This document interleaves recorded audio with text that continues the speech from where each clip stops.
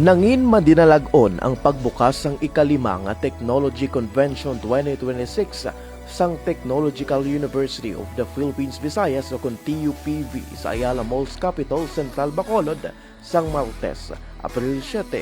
May tema ang among aktibidad na Sanyog NIR, Smart Advancement, Nurturing Yield-Oriented Growth in Negros Island Region nga nagatuyo magpabakod sang teknolohiya kag inobasyon sa rehiyon. Nga nagbukas ang Technology Convention 2026 sang TUP Visayas diri sa Ayala Malls Capital Central sa Bacolod City, subong adlaw, Abril 7. Inpahayag man ni Dr. Eric A. Maluoy, Campus Director sang Universidad, nga ang Technology Convention isa ka pamatuod nga ang mga academic research wala nagatinil sa sulod sang klase, kundi ini ang buhi, nagauswag kag nagaupod sa madasig nga pagbag-o sang mga kinahanglanon sa komunidad.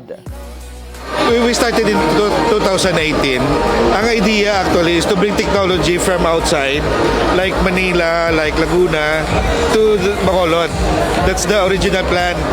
And we progress into bringing the other national agencies to work out those technology. Sector like the agriculture, sector like the textile, another sector, small sector that really needs the development of those technology. Piyak nga bahin, ginbida ni Nicole P. Buenavesta sang College of Automation and Control o kung COAC sang TUP Visayas ang ilang nga class project para sa sininga Technocon 2026. College of Automation and Control I am a third year student ng baliang aring amon nga project.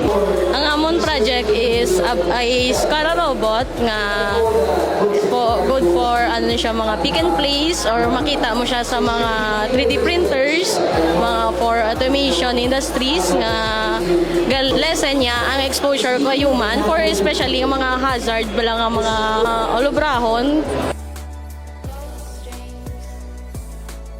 Samtang ginpakigbahin man ni Harold Messia sa Arcocho, isa sa mga partners sang TUP Visayas kag General Manager sang AXO Fabs 3D Printing ang iya nga imbensyon para sa manami nga serbisyo sa printing services.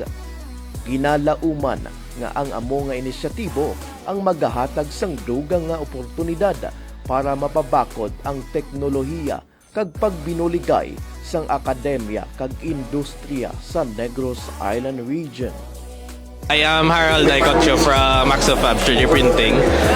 We do 3D printing using Bangolab 3D printers.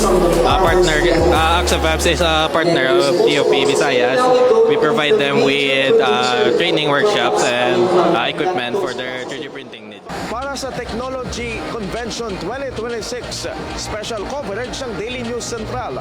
Ako, si Daily Jimmy Salvano, para sa balita ang lapit sa Pomuluyo, adlaw-adlaw, Daily News Central.